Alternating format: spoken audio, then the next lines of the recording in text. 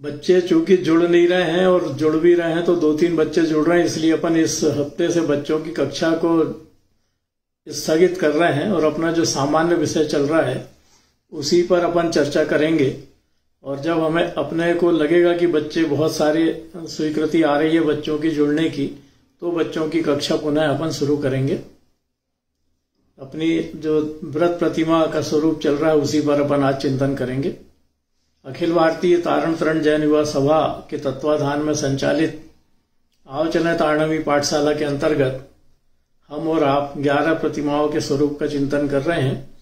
मंगलाचरण। देव देवं नमस्कृत्यं लोकालोक प्रकाशकं त्रैलोक्यं भुवनार्थं ज्योति ओंकारं च विन्दते। तारण तरण श्रावकाचार्य ग्रंथ जिसकी टीका ब्रह्मचारी ज्ञानानंद महाराज जी और ब्रह्मचारी दिव्यानंद महाराज जी ने की है, उन्हीं टीकाओं के अंतर्गत अपना व्रत प्रतिमा के स्वरूप का चिंतन चलेगा। व्रत प्रतिमा का स्वरूप 405 नंबर की गाथा में गुरु महाराज ने कहा है, दर्शनम सार्धनम जस्य व्रत तपस्य उच्यते व्रत तप नेम संयुक्तम सार्धम स्वात्म दर्शनम। अर्थात जो दर्शन प्रतिमाधारी है या जो सम्यक दर्शन से शुद्ध है और जो व्यवहार में 5 पापों से विरक्त होना चाहता है, उस को विरक्त कैसे होना चाहिए या वो विरक्त कैसे हो सकता है 5 पापों से, इसे गुरु महाराज ने बताया है। 5 पाप अर्थात हिंसा, झूठ, चोरी, कुशील और परिग्रह, इनका एक देश त्याग करना अनुव्रत कहलाता है। और व्रत प्रतिमाधारी 5 पापों का एक देश त्याग करके अनुव्रत ग्रहण करता है। तो उसमें अपनी चर्चा चल रही थी अहिंसाणुव्रत की। अहिंसाणुव्रत के अंतर्गत अपन ने देखा था कि विभिन्न आचार्यों ने भी अहिंसा अनुव्रत ग्रहण करने वाले के लिए क्या कहा है। 5 भावनाओं का अपन ने चिंतन किया था। अब अपन आज चिंतन करते हैं अनुव्रत के 5 अतिचार, अहिंसा अनुव्रत के 5 अतिचार कि क्या करने से अहिंसा अनुव्रत में दोष लगता है। अर्थात अहिंसा अनुव्रत निरतिचार पालन नहीं होता। तो पहले क्या होता था, तारण स्वामी ने जो लिखा है वो प्राणी में मुख्यतः त्रियंच प्राणी की अपेक्षा लिखा है, क्योंकि पहले गाड़ी घोड़े जो उपयोग होते थे, मोटर कार आदि उतनी नहीं थी या होती भी थी तो बहुत बड़े शहरों में ही होती थी, सीमित थी। छोटे स्थानों पर तो यात्रा का साधन घोड़े, बैलगाड़ी आदि ही था और बैलगाड़ी और घोड़े पर ही भार लाद के एक स्थान से दूसरे स्थान को ले जाया जाता था। जैसे अभी भी पहाड़ों पर जहां गाड़ियां नहीं चलती वहां घोड़े से जीवों को, लोगों को बिठा के या भार लाद के ले जाया जाता है। तो इस अपेक्षा से अतिचार था, लेकिन उन अतिचार अपन अपने ऊपर भी लागू करेंगे कि कैसे हम भी अहिंसा अनुव्रत का पालन करने की बात कर रहे हैं और इन अतिचारों में कैसे उलझे हुए हैं। तो जैसे पहला अतिचार है बंध। बंध माने प्राणी को साकल से अथवा पिंजरे में रस्सी से बांध कर रखना। तो अगर अपन किसी जानवर को पालते हैं और उस जानवर को पाल के हमने निश्चित कर दिया उसका दायरा, एक रस्सी में उसको बांध दिया, या कई लोग पक्षी भी पालते हैं, पिंजरे में बंद कर देते हैं, तो उसकी हमने सीमा निर्धारित कर दी। पिंजरे में रख के उसको पिंजरे के अंदर ही घूमना है, या रस्सी से किसी प्राणी को बांध दिया तो वो रस्सी से बांधने के कारण अब इधर उधर जा नहीं पाएगा, उस रस्सी से जितनी दूर तक जा सकता है उतनी दूर तक जाएगा। तो एक तरह से हमने उसकी स्वतंत्रता का हनन किया बांध के। जो बांध के उसकी स्वतंत्रता का हनन किया है, तो वो स्वतंत्रता का हनन करने से उसके 10 प्राणों में से किसी न किसी प्राण की हिंसा होगी। मन प्राण की तो होगी ही, क्योंकि वो मन से दुखी होगा। तो जब मन से दुखी होगा कि मैं यहां से जा नहीं पा रहा, मैं इस पिंजरे से निकल नहीं पा रहा, तो वो संक्लेश परिणाम करेगा और उस संक्लेश परिणाम के कारण वो दुखी होगा और दुखी होने के कारण जो हिंसा होगी वो हिंसा का पाप हमें अर्थात करने वाले को लगता है। तो ये तो हुई प्राणी की अपेक्षा। अब अपन देखें अपने, तो कई जगह क्या होता, जमींदारी प्रथा में बंधुआ मजदूर रखे जाते थे। बंधुआ मजदूर माने किसी ने कोई से किसी धनराशि को उधार लिया तो उस धनराशि के एवज में वो उससे काम कराता था और उसको वो इतना उसको प्रताड़ित करता था कि उसको छोड़ता ही नहीं था। तो ऐसे अगर हमने किसी कर्मचारी को रखा है, तो किसी कर्मचारी को अपन ने रहने का स्थान भी दिया है, होता है कई बड़े घरों में कि किसी को काम वाले को रख लिया, उसको रहने का स्थान भी दे दिया, और तो हम उसको अपना बंधक मान लेते हैं कि हमने इसको रहने का स्थान दिया है, हम इसको भोजन दे रहे हैं, तो हम इससे जितना चाहें उतना काम ले सकते हैं। तो ऐसा अगर अपने भीतर इस तरह का परिणाम चलता है तो ये बंध नाम का अतिचार है।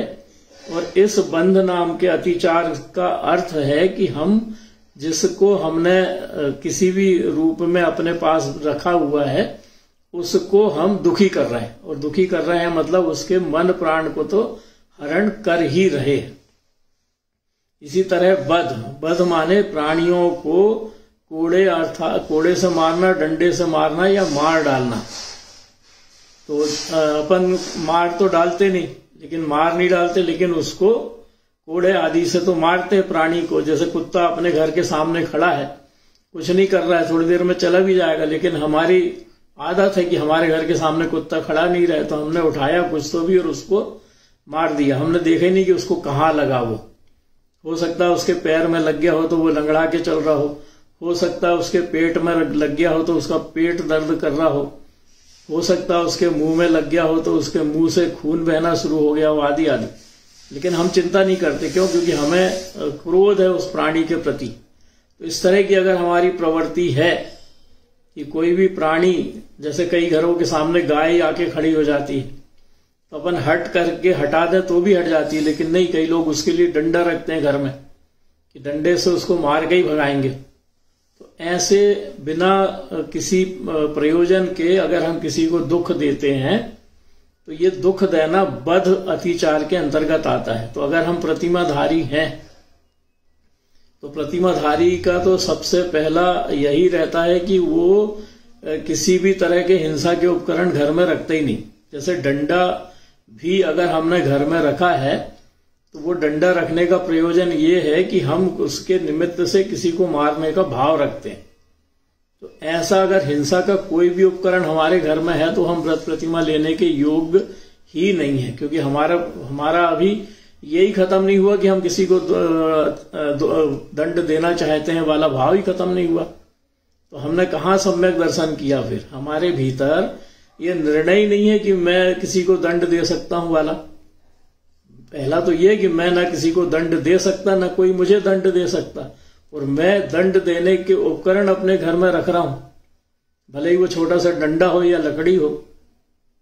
तो ऐसे उपकरण जी। एक बात पूछना चाह रहे थे कि जैसे डंडा अपन रखा है, जैसे चूहे खटखटा देते हैं कि जैसे ये हट जाए, तो इसमें भी वो लगेगा। और ये एक बात यही महसूस करी है कि जैसे कुत्ता भी मंदिर में भी आजाद कर जाओ भगवान आत्मा तुम जाओ, पर ये दुख होता है देखो वो जी यदि सुनने के निमित्त से आ रहा है तो भी अपन उसको भगा रहे हैं, तो ये भी लगता है मन में। अपने भीतर के भाव कैसे हैं, मुख्य तो ये है बहन जी, भीतर के भाव कैसे हैं। अगर हमने डंडा रखा है और कभी उसका उपयोग करने के बारे में विचार भी करे हुए हैं तो फिर वो अतिचार तो है, क्योंकि वो हिंसा का उपकरण है। इसका मतलब है कि हमें डर है कि कुत्ता हमको काट सकता है, हमें डर है कि बैल हमको मार सकता है, हमें डर है कि चूहा हमारा नुकसान कर सकता है। ये तो फिर हम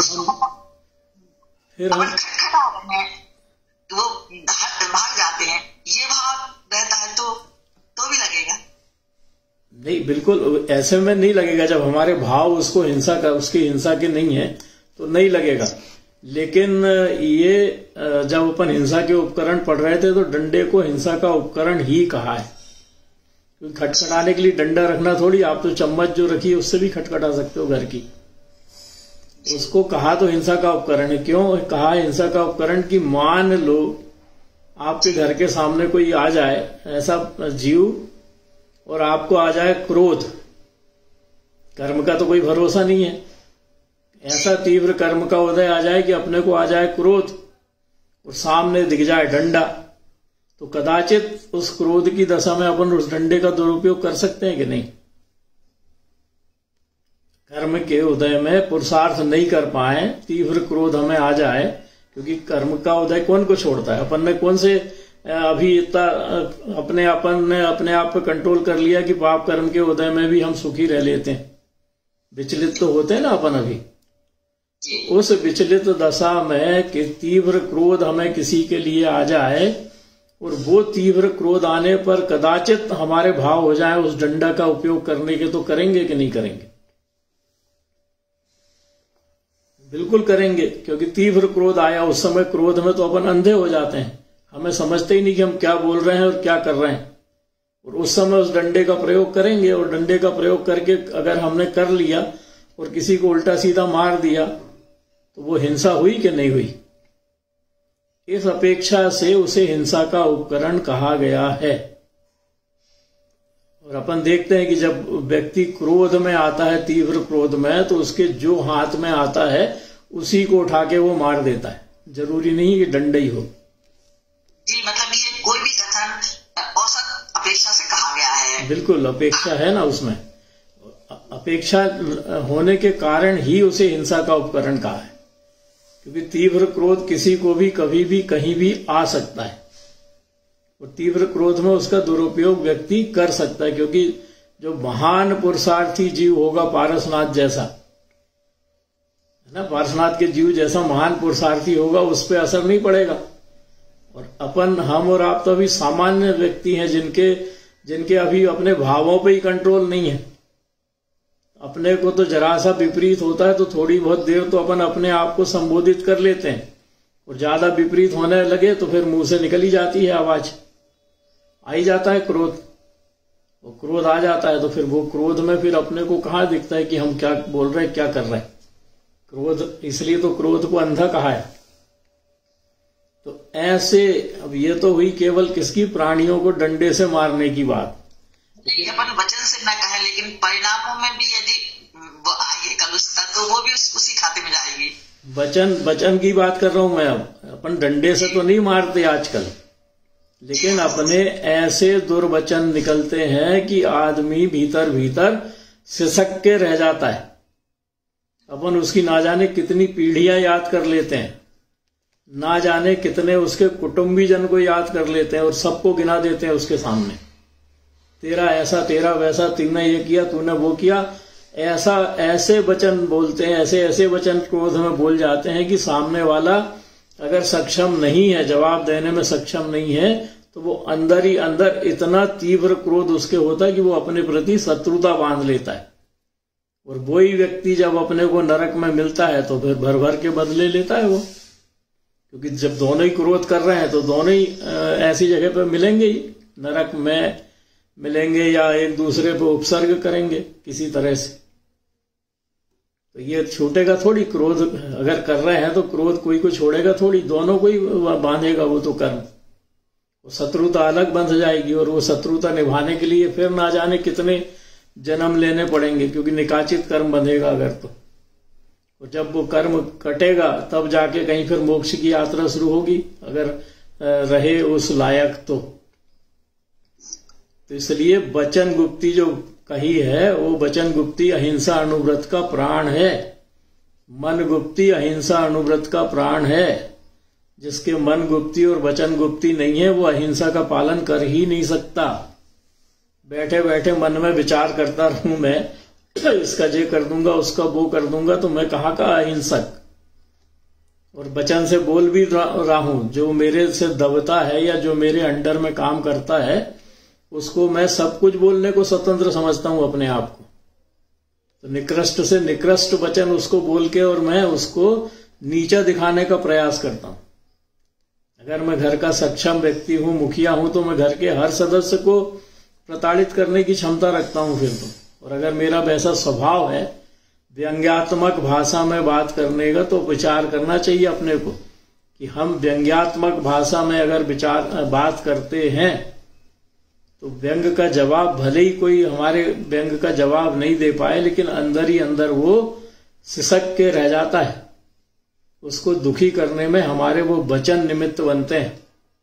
और हम कह रहे हैं कि हम तो प्राणियों को डंडे से मारते नहीं।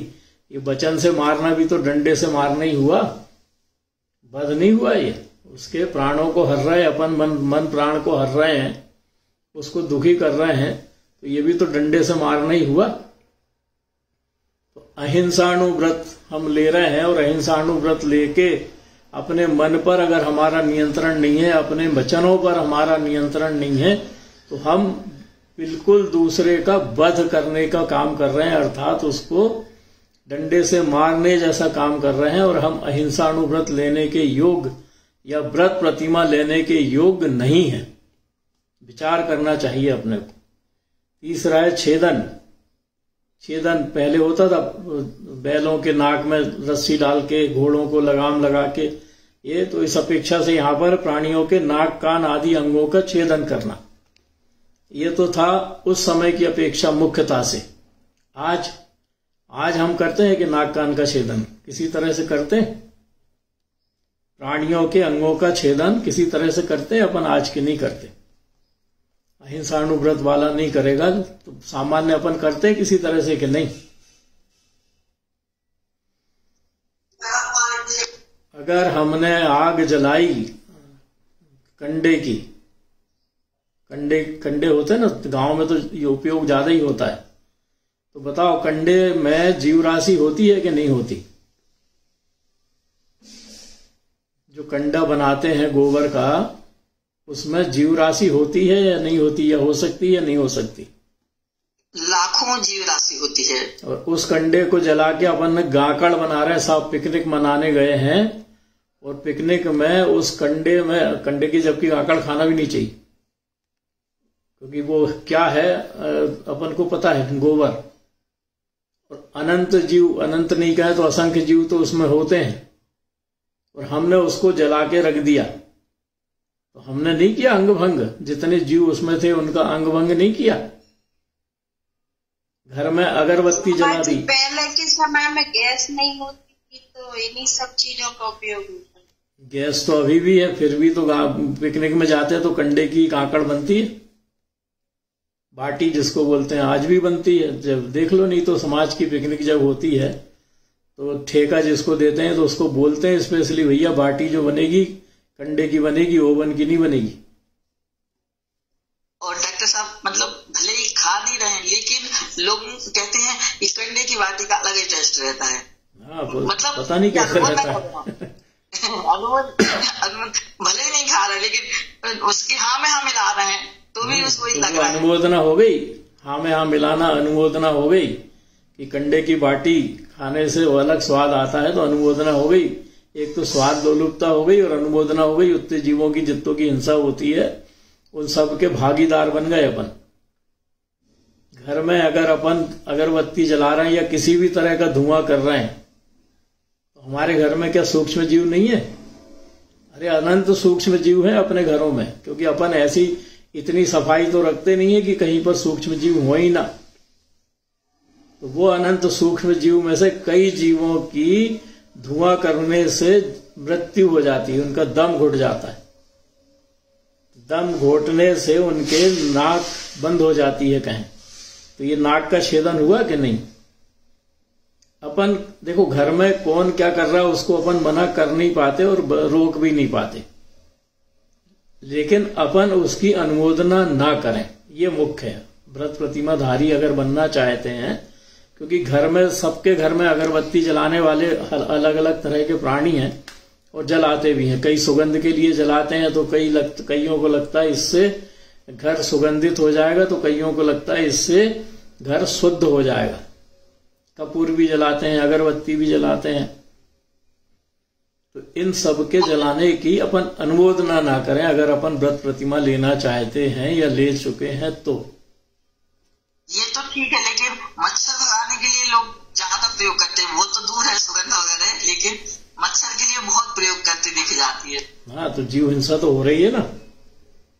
जीव हिंसा करने का अगर अपन अपने भीतर ये नहीं है कि दृढ़ता कि मुझे जीव हिंसा नहीं करना, तो फिर अपन भी मच्छर भगाने के लिए ऑल आउट लगाएंगे। भगेंगे थोड़ी, वो तो मरेंगे ही बेचारे। ऑल आउट में भी मरते ही हैं, भगते नहीं है। तो अगला है, चौथा अतिचार है अति भारारोपण। अपने को तो ये देखना है कि अगर हम व्रत प्रतिमा लेना चाहते हैं तो कहीं ये अतिचार हमारे भीतर है तो हमें छोड़ना है, क्योंकि आजकल गाय पालना, बैल रखना, घोड़े रखना है तो कम हो गया है। तो ये सामान्यतया हमें अपने कर्मचारियों पर ही लागू करना चाहिए। जैसे अति भारारोपण, पहले क्या था, पशुओं पर भार लाद के ले जाते थे तो भार उसकी क्षमता से अधिक लाद दे तो भी वो मूक पशु कुछ कह नहीं पाता था। तो ऐसे ही हम जिन कर्मचारियों को रखे हैं, मान लो हमारे घर वो कर्मचारी ने पहले ही तय कर लिया है कि भैया मैं 1 घंटे तुम्हारे यहाँ काम करूंगा, और हम रोज अड़ी करके उसको कहते हैं कि नहीं ये उसका 1 घंटा पूरा होने को है, तब हम उसको कहते हैं रोज की भैया ये वाला काम भी कर दे। तो अब सोचो आप कि उसने 1 घंटे के बाद, मान लो उसका शेड्यूल टाइट है, 1 घंटे के बाद उसको दूसरी जगह पहुंचना है और दूसरी जगह समय पर नहीं पहुंचा तो वो भी नाराज होएगा, और हमने उसको 5 मिनट या 10 मिनट भी एक्स्ट्रा रोक लिया तो उस 5 और 10 मिनट के पीछे उसके अपने घर में तो संकलेश परिणाम हो ही रहे, और दूसरा जो उसको सुनाएगा उसके सुनने के डर से वो और अधिक संकलेश परिणाम कर रहा है, क्योंकि अब सबने तो कर्मचारी रखा है उसको, तो सब जगह समय पर नहीं पहुंचेगा तो सब ही बोलेंगे। तो ऐसे अगर हम जो घोषित काम है उससे अधिक काम किसी कर्मचारी को देते हैं तो ये अति भारारोपण है। 8 घंटे की ड्यूटी के लिए दुकान पर कर्मचारी रखा है और किसी दिन कोई दूसरा कर्मचारी नहीं आया तो हमने सुबह से ही ऐलान कर दिया कि तुझे 8 की जगह 12 घंटे रुकना है। मान लो उसने घर परिवार में 4 घंटे का कोई कार्यक्रम बना के रखा हो उस दिन का, तो हम उसको अतिरिक्त पैसा तो दे नहीं रहे और रोक भी रहे हैं, तो फिर निश्चित रूप से हम उस पर अति भारारोपण कर रहे हैं। या फिर अगर अपन उसको अतिरिक्त पैसा का लालच दें और फिर वो रुक जाए तो हमारा अति भारारोपण का नहीं कहलाएगा।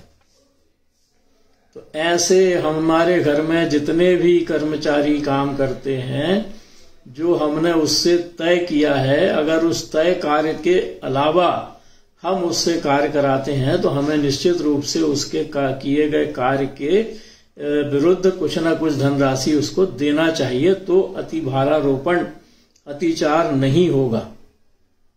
और नहीं तो जिसकी बात वो कर्मचारी मानता है उससे रोज कोई कहलवा दे कि आप कह दो, आपकी मना नहीं करेगा, ये इससे ये वाला काम और करा दो।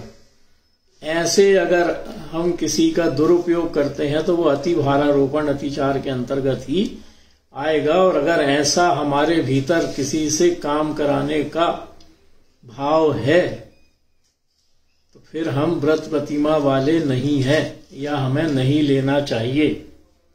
इसी तरह 5वां अतिचार आता है अन्नपान निरोध। तो अन्नपान निरोध में पहले जो प्राणी पाले जाते थे उनको समय पर भोजन नहीं देना, समय पर पानी नहीं देना, ये अतिचार कहलाता था। और यही अब प्राणियों की जगह हमारे कर्मचारियों पर लागू होगा कि दुकान पर कोई कर्मचारी है और हमें पता है कि वो कर्मचारी घर से टिफिन लेके आता है और 1 से 1.5 बजे के बीच वो रोज भोजन करता है। हमने उस कर्मचारी के एक दिन क्या हुआ कि भाई बहुत ग्राहकी दुकान पे थी, तो हमने कहा कि चल आधा घंटे बाद भोजन कर लेना। फिर उसने आधा घंटे बाद फिर कहा कि मैं भोजन कर लूं, और फिर हमें लगा कि अरे ग्राहकी तो अभी भी बहुत है, तो फिर हमने रोक दिया, आधा घंटे बाद कर लेना। तो हमने उसको भोजन करने में अंतराय तो डाल ही डाला, उसके भोजन को जो खुद वो लेके आया था उस भोजन को उसको करने भी नहीं दिया। तो ये हो गया उसका अन्नपान निरोध अतिचार। प्रतिमाधारी श्रावक जो दुकानदारी करता है उसके लिए हो गया ये। या घर में हमने कोई ऐसा कर्मचारी रखा है जिसके लिए नियत कर दिया कि तुझे भोजन भी देंगे, और भोजन देते समय हमने कर ली कंजूसी, ऐसे आखिर में उसके लिए रोटी बनवा दी और ऐसा भोजन उसको दिया जो बचा था। सब्जी है तो दाल नहीं, दाल है तो सब्जी नहीं, रोटी है तो चावल नहीं, चावल है तो रोटी नहीं। तो ऐसे जैसे हम उस पर एहसान कर रहे हों, ऐसे अगर अपन भोजन किसी को कराते हैं और उसका जितना पेट भरने लायक भोजन है उतना नहीं दे रहे हैं तो वो भी अन्नपान निरोध के अंतर्गत ही अतिचार कहलाएगा।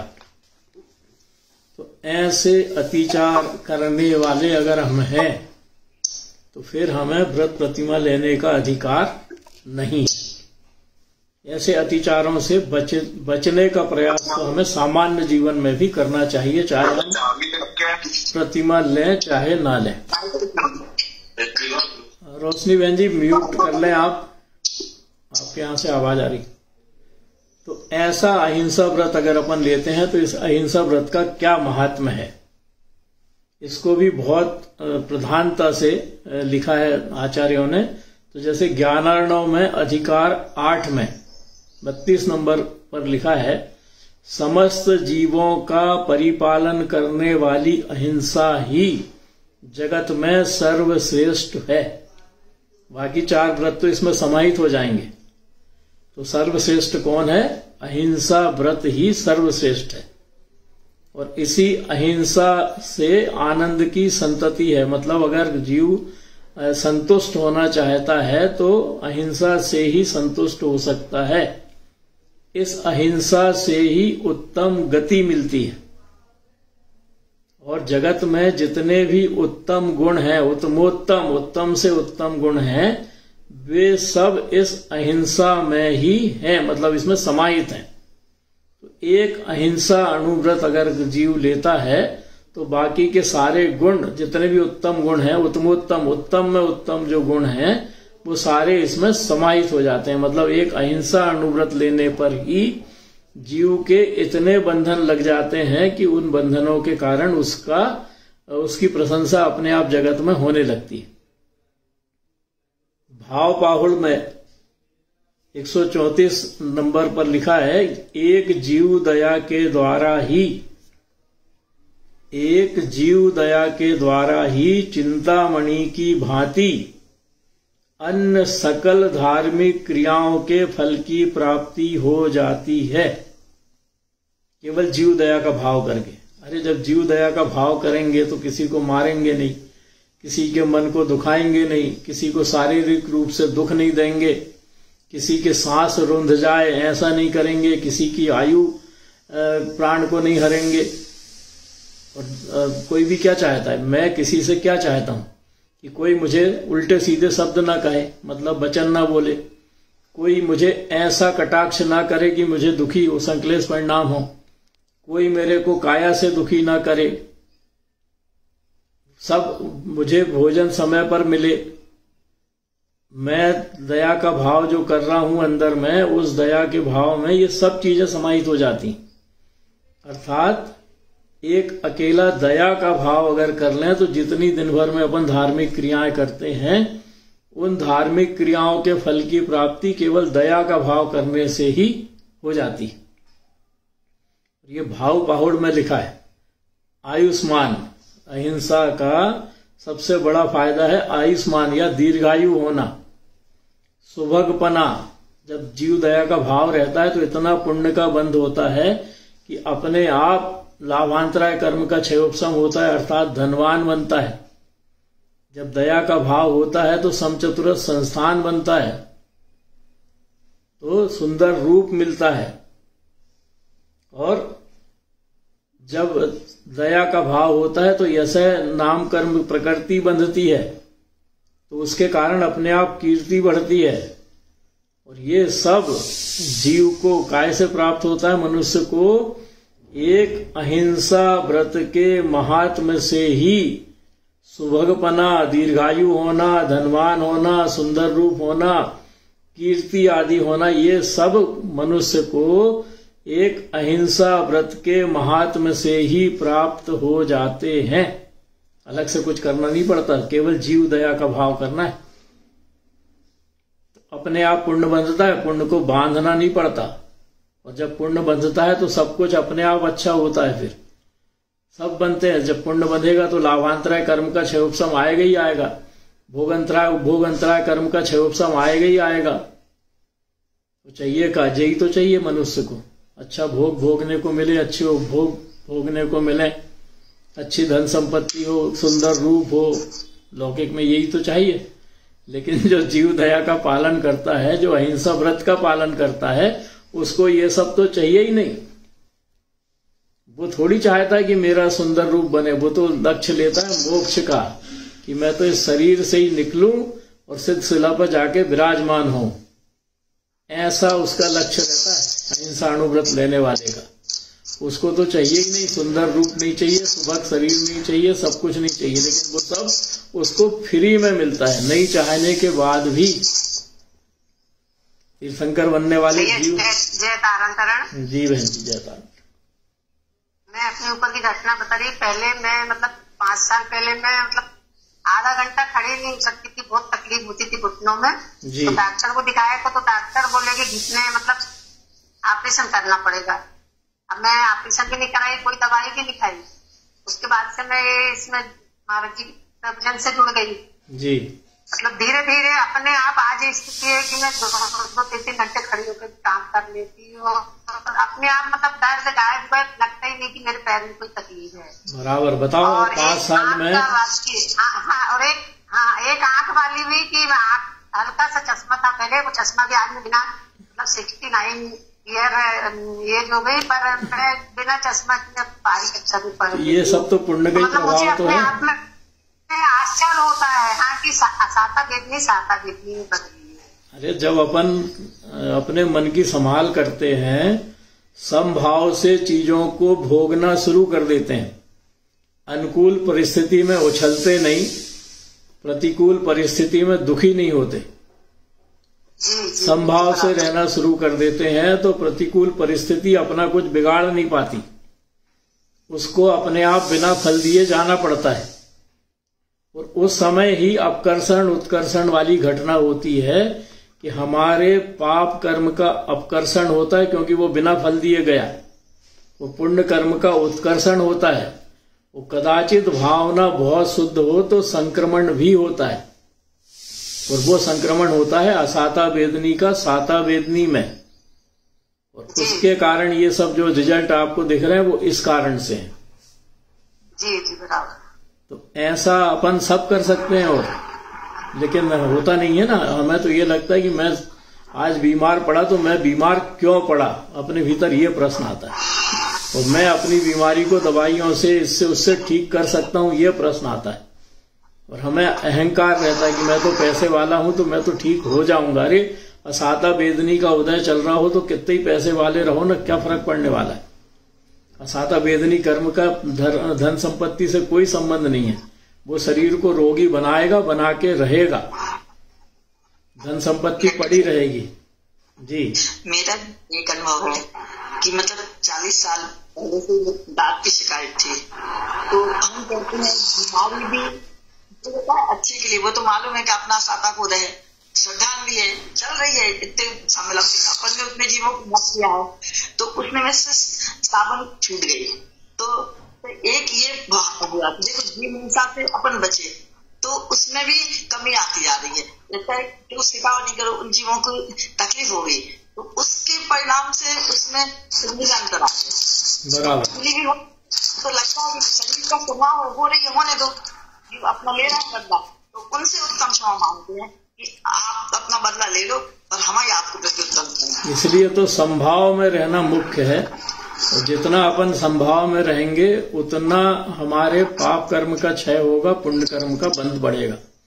संभाव में रहना मुख्य है। और प्रतिमाधारी को तो अनिवार्य है कहना चाहिए कि घर सामने थाली लग के आई, और थाली लग के आने पर उसको कुछ नहीं विचारना, उसको तो स्वाद भी नहीं लेना है वस्तुओं का, क्या परोसा है वाला, उसको तो बिना स्वाद के वस्तु को ग्रहण करना है। काय के लिए? पेट के खालीपन को भरने के लिए। तो वो प्रतिमाधारी।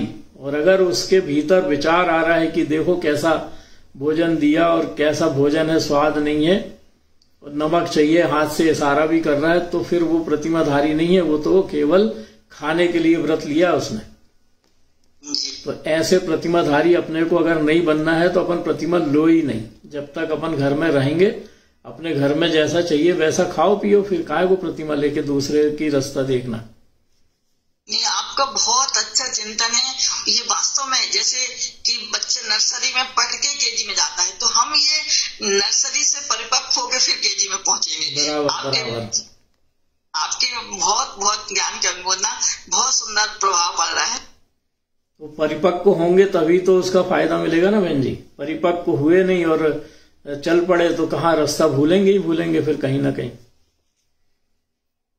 तो ऐसे अहिंसा व्रत की महात्म तो अपन ने देखा। अब इसकी प्रधानता क्यों है अहिंसा व्रत की, क्योंकि सब व्रतों में सबसे मुख्य अहिंसा व्रत को कहा जाता है। इसकी प्रधानता क्यों है, तो इसके लिए भी आचार्यों ने लिखा हुआ है कि भगवती आराधना में लिखा है कि जैसे इस जगत में अणु या परमाणु से छोटी दूसरी वस्तु नहीं, परमाणु जिसको अणु भी कहा जाता है, वो इतना सूक्ष्म है कि हमें आंखों से दिखता नहीं, केवली गम्य है। केवली परमात्मा जानते कि वो परमाणु कितना सूक्ष्म है, तो उससे छोटी कोई दूसरी वस्तु नहीं हो सकती।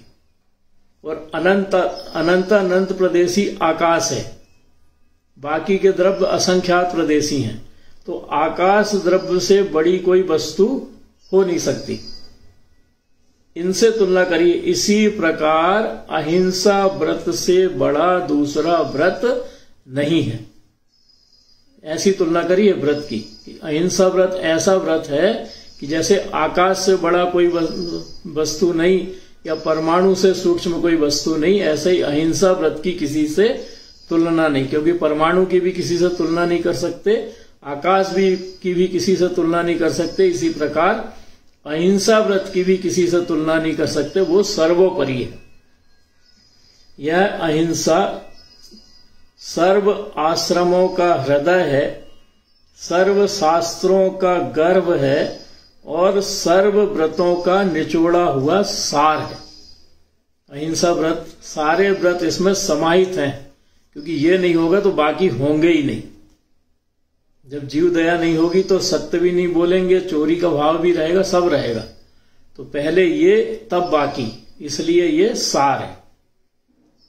सर्वार्थ सिद्धि में अध्याय 7 में लिखा है, इन 5 व्रतों में अहिंसा व्रत को सूत्रकार ने प्रारंभ में रखा है, क्योंकि वह सब में मुख्य है। जैसे धान्य के खेत में उसकी रक्षा करने के लिए चारों ओर घेरा बना देते हैं, बाड़ लगा देते हैं कांटों की, उसी प्रकार सत्य आदि सभी व्रत अहिंसा व्रत की रक्षा के लिए हैं। मतलब मुख्य अहिंसा व्रत है। जैसे धान की फसल लगाई खेत में और जानवर खा नहीं जाए तो चारों तरफ बाड़ लगा दी, ऐसे ही अहिंसा व्रत है। और ये सत्य अनुव्रत या बाकी के अचौर्य अनुव्रत आदि इसकी बाढ़ है कि वो इसकी रक्षा करते हैं, ऐसा इसका महात्म्य है। ज्ञानानव के अधिकार 8 में लिखा है कि अहिंसा महाव्रत सत्य आदि अगले 4 महाव्रतों का कारण है। अगर ये नहीं होगा तो बाकी 4 नहीं होंगे, क्योंकि वे बिना अहिंसा के नहीं हो सकते। और सील आदि उत्तर गुणों की चर्या का स्थान भी अहिंसा ही है। जब ब्रह्मचर्य व्रत की बात आएगी और जीव दया अंदर में नहीं रहेगी तो ब्रह्मचर्य व्रत कैसे ले पाएगा? कुशील का सेवन करना कैसे छोड़ेगा अगर जीव दया का भाव नहीं है? तो तप, श्रुत, यम, ज्ञान, ध्यान और दान करना। कौन कौन क्या क्या कहा? तप करना, श्रुत को पढ़ना लिखना, यम जीवन पर्यंत के लिए नियम लेना, स्वाध्याय कर करके अपना ज्ञान बढ़ाना, चिंतन मनन करना, ध्यान करना या दान देना, तथा सत्य, सील, व्रत आदि जितने भी उत्तम कार्य हैं उन सब की माता एक अहिंसा ही है। ऐसा महात्म है इस अहिंसा व्रत का कि जीव दया का पालन नहीं होगा तो दान करने की इच्छा नहीं होगी, भूखा सामने खड़ा रहेगा और दया भीतर में नहीं होगी तो कहां से अपन उसको खाने को देंगे? ऐसे अहिंसा व्रत अगर हम लेना चाह रहे हैं तो अहिंसा व्रत की बाढ़ चारों तरफ हमारे को लगाना पड़ेगी और तब कहीं हम प्रतिमाधारी बनने का विचार कर सकते हैं। अब अपन तारण स्वामी ने क्या कहा, निश्चय पक्ष व्यवहार पक्ष।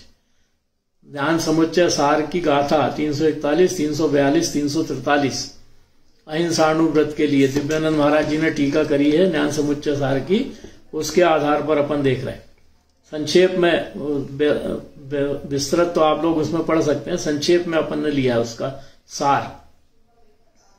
क्या 341 नंबर की गाथा के अनुसार तारण स्वामी कह रहे हैं, हिंसा की उत्पत्ति मिथ्या परिणामों एवं अज्ञान भाव से होने वाले कसाय भावों के द्वारा होती है। अगर हमारे भीतर मिथ्यात्व है, हमारे भीतर अज्ञान है और उस अज्ञान में हम कसाय कर रहे हैं, तो उस कसाय के कारण हिंसा हुए बिना रहेगी नहीं। क्यों? क्योंकि अज्ञान और मिथ्यात्व के सद्भाव में हम राग द्वेष की परिणति करेंगे, और राग द्वेष की परिणति करना भाव हिंसा है। और राग द्वेष हम करेंगे मतलब हम मिथ्या दृष्टि हैं। लेकिन चूंकि एक कसाय चौकड़ी का अभाव होता है पहली प्रतिमा में, और दो कसाय चौकड़ी का अभाव होता है दूसरी प्रतिमा में, इसलिए यहां पर यह भी टीकाकार ने लिखा है कि राग द्वेष की परिणति हिंसा भाव है, इसलिए उसकी मंदता करना ही अहिंसा अणुव्रत है। मतलब प्रत्याख्यान और संजुलन कसाय जैसी मंदता रहे, जीव दया का भाव तो प्रमुख है, और जीव दया का भाव रखते हुए हिंसा हो जाए तो वो हिंसा का दोष अहिंसा अणुव्रतधारी को नहीं लगता। लेकिन जानबूझ के अज्ञान भरा पड़ा है, सम्यक दर्शन हुआ नहीं, तो सम्यक दर्शन जिसको हुआ नहीं उसको कसाय अज्ञान भाव आएंगे ही, पर में राग पर से द्वेष के भाव रहेंगे ही, और ऐसी भाव हिंसा जो करता रहेगा वो कहां से अहिंसा अणुव्रत का धारी हो पाएगा। डॉक्टर साहब आपकी बहुत अच्छी बात लगी। ये तो अभी तक पढ़ते थे कि एक देश पालन करना, लेकिन आपने जो बताया मतलब कसाय की मंदता करना, मंदता ही तो करना पड़ेगा। अपन कहाँ से छूटेगा अपना राग द्वेष? अभी थोड़ी छूटेगा, वो तो छूटता है जाके कहाँ, पारिणामिक भाव वाली स्थिति, मतलब 12वें गुण स्थान में जाके कर्म क्षय होते हैं तब छूटेगा। संजुलन तो वहां तक रहेगी 10वें गुण स्थान तक। मतलब जो जिन शब्दों का प्रयोग आप करते हैं वो अपनी भूमिका में सरल शब्दों में वो बात ग्राह्य हो जाती है कि एक देश तो समझते थे, लेकिन ये मंदता करना एक देश में आएगा, ये समझ में आया। हाँ, एक देश में तो आएगा मंदता करना। भाई अपन ने अनंतानुबंधी छोड़ दी, मतलब किसी के प्रति राग द्वेष के भाव हुए भी तो 6 महीने से ज्यादा नहीं रखते। फिर अपन ने अप्रत्याख्यानावरण भी छोड़ दी, मतलब अब किसी के प्रति राग द्वेष के भाव जो पहले होते थे 6 महीने तक, अब हम उसको 15 दिन में ही समाप्त करने लगे, है ना। और फिर 15 दिन से 6 महीने के बीच 15 दिन से 6 महीने के बीच समाप्त करने लगे। फिर तीसरी बात और अच्छी लगी, आप मतलब यही समझते थे कि नहीं बोलना, देश के भाव करना अनुबंधी कसाय है 6 महीने, लेकिन राग के परिणाम को नहीं लेते। राग को परिणाम करना राग को भी देना पड़ेगा उसमें, अकेला द्वेष नहीं। द्वेष तो प्रतिमाधारी तो द्वेष छोड़ के आया ना 4थे गुण स्थान में ही। सम्यक दर्शन जिसको हो गया, तो सम्यक दर्शन जिसको हो गया उसने तो प्रत्येक जीव को भगवान आत्मा मान लिया ना। जब अपनी भूमिका में भी मतलब अधिकांश ये भाव लेते थे कि किसी से मतलब द्वेष करना, नहीं बोलना ये, लेकिन राग को नहीं समझा कि राग करेंगे 6 महीने भी तो भी उतना ही पाप लगेगा। लगेगा बराबर है जी। तो क्योंकि द्वेष तो पहली प्रतिमा में ही छूट गया कि प्राणी मात्र को जब मैंने जीव मान लिया तो छूट गया। लेकिन परिवार में रह रहा हूँ, कुटुंब में रह रहा हूँ, तो कभी कभी क्या होता है, पोते को देखने का मन करने लगता है, तो वो देखने के बाद भी, स्नेह करने के बाद भी, सारे परिवार के जितने कर्तव्य हैं उन कर्तव्यों को करने के बाद भी अंदर में मेरे श्रद्धांजलि कि मैं इनसे परम भिन्न हूं, इसका परिणमन इसके कर्म अनुसार है, मेरा परिणमन मेरे कर्म अनुसार है, ऐसा जिसके अंतर में चलता है वो अहिंसा अणुव्रतधारी है। जी, बहुत सूक्ष्म बात है। परिणाम की संभाल तभी तो होगी ना। गायक कैसे कहलाएंगे अपन? हम घर में मेहमान कह तो रहे कि हम घर में मेहमान जैसे रहें, कैसे रहेंगे मेहमान जैसे? मेहमान जैसे तो तभी रहेंगे जब अपन किसी के घर मेहमान बन के जाते हैं तो अपन को उसके लड़के से स्नेह तो होता है, अपन उसको पुचकारते भी हैं, अपन उसको गोदी में भी लेते हैं, अपन उसके साथ खेलते भी हैं, लेकिन क्या अपन उसके साथ अपने घर के नाती जैसा मानते हैं उसको? अंदर में चलता नहीं है कि ये तो इसका बेटा है, ये तो पर है, मैं तो 2 दिन को आया हूं, 2 दिन खिलाऊंगा, 2 दिन बाद ये इसकी जान है, मैं मेरी जान हूं। ऐसा वहां तो होता कि नहीं? तो ऐसा जब घर में होने लगे तब अपन घर में मेहमान हैं, तब कहेंगे कि राग हमारा मंद हुआ, छोटा तो नहीं मंद हुआ। और वो मंद हुआ जो कहलाएगा, वो मंद होना कार्यकारी होगा, फिर अपन प्रतिमा लेने के योग्य होंगे घर में मेहमान जैसे। अपने भाई का वचन मेहमान ही मेरी हो गई, यहाँ पर मुझे ज्ञान का ज्ञाता रहने दो, तो वो अपन समझ यहाँ भी समझ लेंगे कि हम मेहमान है, जितने दिन के लिए हैं उतने दिन के लिए रहेंगे, तो ये अपने आप मरण भय चला जाएगा। लेकिन कहाँ मानते अपन ऐसा तो मानते ही नहीं कि मुझे जाना है। ये घर जो मिला है, इस घर को अपन परमानेंट मानते हैं, जबकि ये किसी के लिए 50 साल के लिए मिला है, किसी को 60 साल के लिए मिला है, किसी को 80 साल के लिए मिला है। ये शरीर अपना अलग अलग जिसके जितने आयु कर्म है उतने दिन के लिए मिला है, लेकिन अपने को ऐसा लगता है कि नहीं मैं तो जीऊंगा ही, मेरे को कौन मारेगा। तो ऐसा जिसको लगता है वही भोग भोगने में विश्वास करता है, और जिसको लगता है कि नहीं ये तो किराए का घर है, आज नहीं तो कल छूटेगा ही और मुझे पता भी नहीं पड़ेगा किस दिन छूट जाएगा, तो जो इसको किराए का घर मानने लगेगा वो प्रतिमा लेने के लायक है।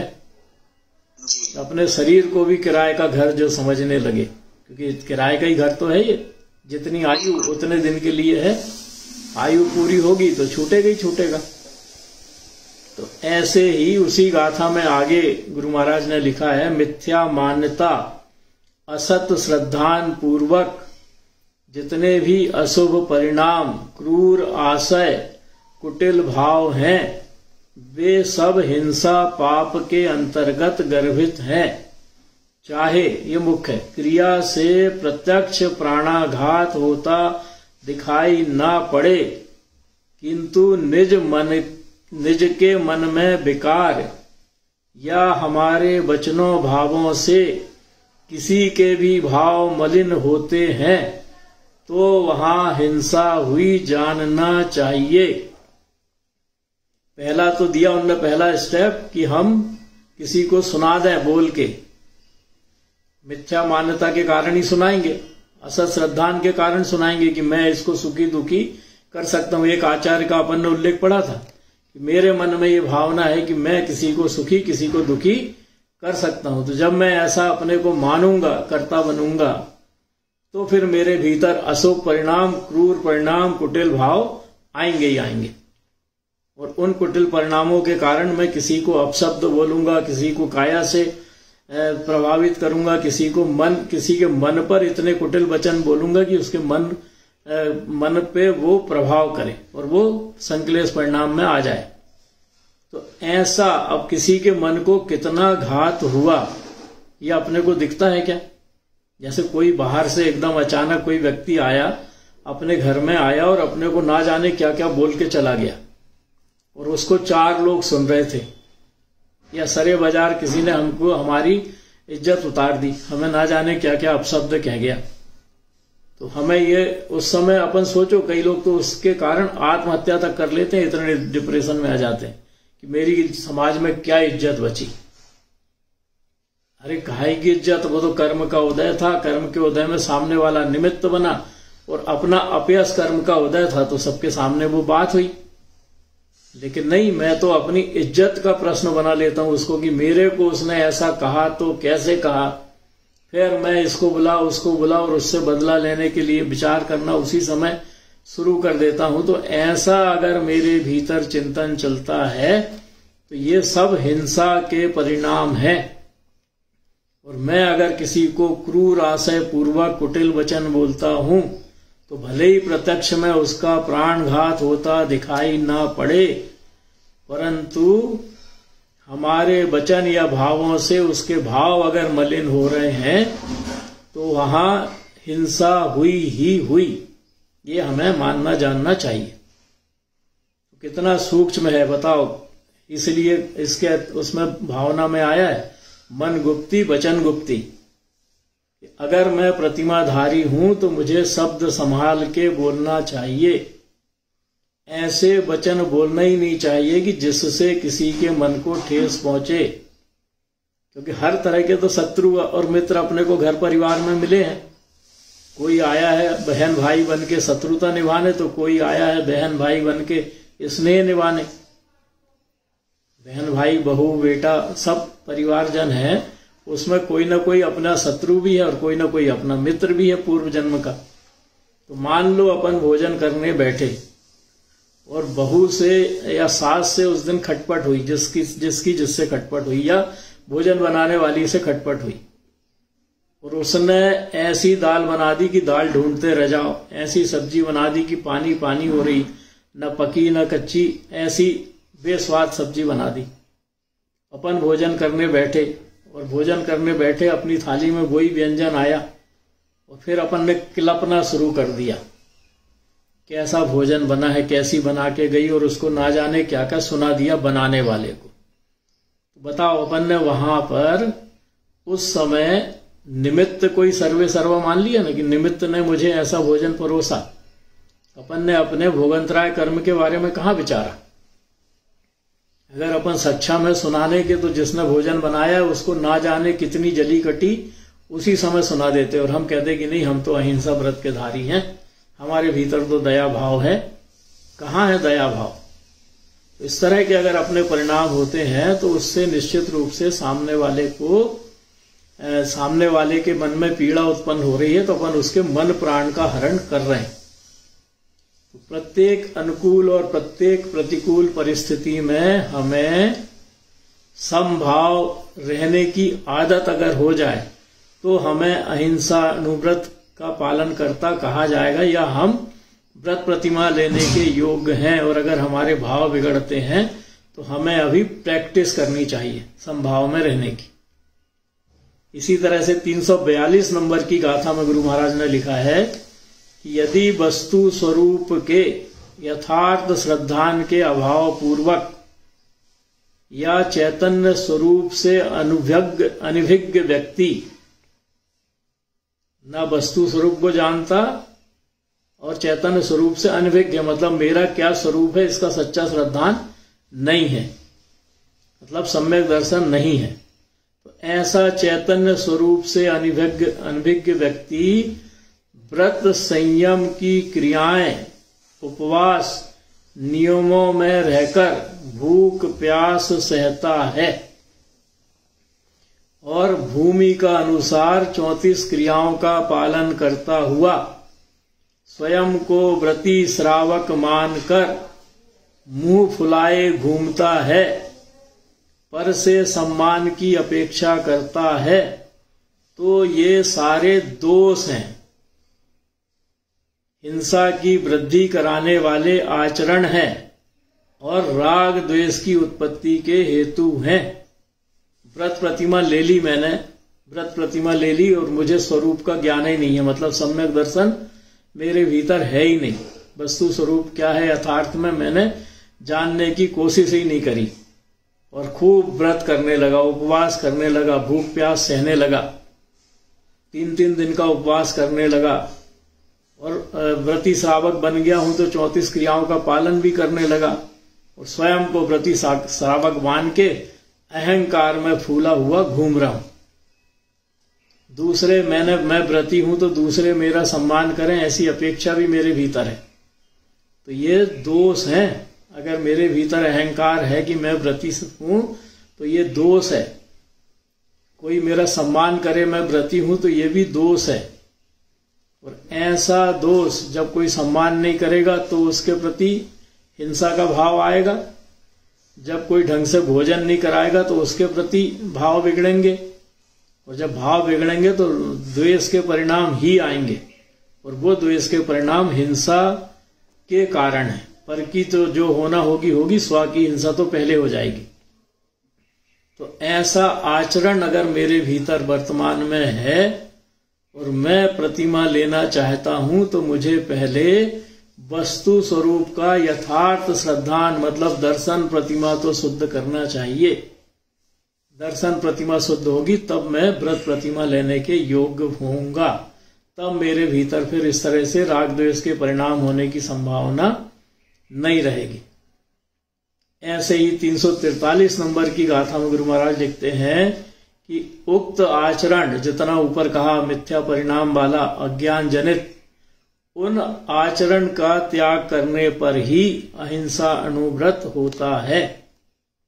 अगर मेरे भीतर मिथ्यात्व भरा है, अज्ञान भाव के कारण मैं कसाय करता हूं, राग द्वेष करता हूं, तो फिर मेरे अहिंसा अणुव्रत नहीं है। जब तक मैं उसका त्याग नहीं करूंगा तब तक मेरे अहिंसा अणुव्रत नहीं होगा।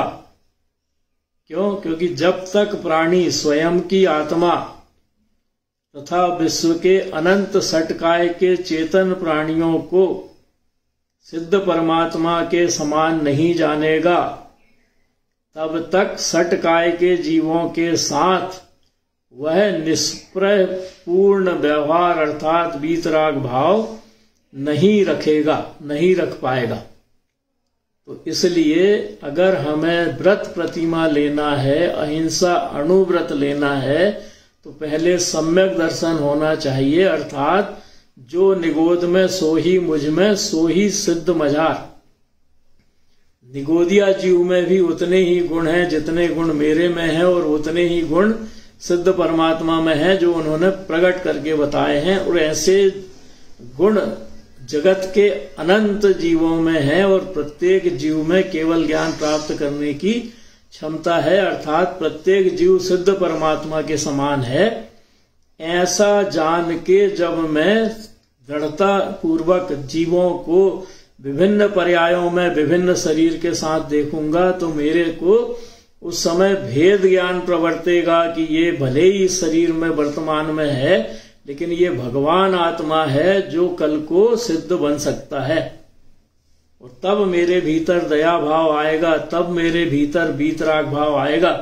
जीव मात्र के प्रति मेरे भीतर दया का भाव रहेगा, और प्राणी मात्र से मैं स्वयं को भिन्न मानूंगा, मेरा परिणमन स्वतंत्र मानूंगा, अन्य जीवों का परिणमन स्वतंत्र मानूंगा। और ऐसा जब मैं मानूंगा तब मेरी निश्चय अहिंसा अणुव्रत का पालन होगा। बहुत करुणा गुरु महाराज की है कि उन्होंने तो छोटी छोटी बातों को बहुत स्पष्टता से उल्लेख किया है, और दिव्यानंद महाराज जी ने टीका में बहुत सारी चीजों को समाहित किया है। अपन ने तो ये बहुत संक्षेप में यहाँ पर बात करी है। तो ऐसे अपना अहिंसा अणुव्रत का प्रकरण आज पूरा होता है। किसी का को कुछ कहना हो, कोई प्रश्न हो तो आप आमंत्रित। अपना समय भी हो गया है, तो स्थिति तो प्रश्न तो नहीं है, लेकिन ये बहुमान आ रहा है कि एक अहिंसा व्रत में सब समाहित हो जाते हैं, इसीलिए अहिंसा को परम धर्म कहा है। जी बराबर। और इसीलिए दया जगत धर्म का मूल कहा है। तो ये आपके उससे ये अपने मतलब ऐसे परिणाम करने के भाव होते हैं कि अपने से अहिंसा का पालन हो, मेरे द्वारा कभी किसी का अहित ना हो, मेरे द्वारा कभी किसी के प्रति बुरे विचार ना आए, ऐसे भाव आते हैं।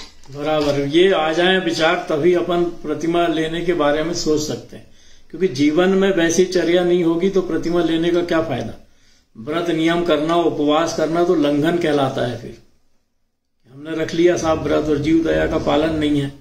कई लोग व्रत में साबूदाने की खिचड़ी भी खा लेते हैं, तो काहे की जीव दया फिर अंदर में है ही नहीं, क्योंकि उनको भक्षा भक्ष का ही ज्ञान नहीं है और उपवास कर रहे हैं साहब। हम तो उपवास ही हैं 2 दिन से, तो ऐसा थोड़ी उपवास चलेगा। निर्णय होना चाहिए क्या करने योग्य है, क्या करने योग्य नहीं है। और ये निर्णय तभी आएगा जब सम्यक श्रद्धान होगा। सम्यक श्रद्धान हुए बिना निर्णय करने की क्षमता ही नहीं आएगी। चलिए स्तुति लेते हैं। निज निधि निज में बताई, यह अनंत उपकार है, इसके लिए जिन वाणी माँ को वंदना सतवार है, वंदना सतवार है।